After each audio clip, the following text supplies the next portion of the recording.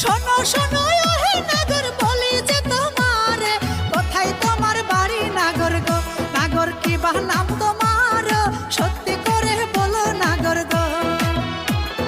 চম্পাই নগর বাড়ি আমার সৌদাগরের ছেলে, পিতা মাতা নাম রেখেছে গো তাকে লক্ষিন্দর বলে, পিতা মাতা নাম রেখেছে গো।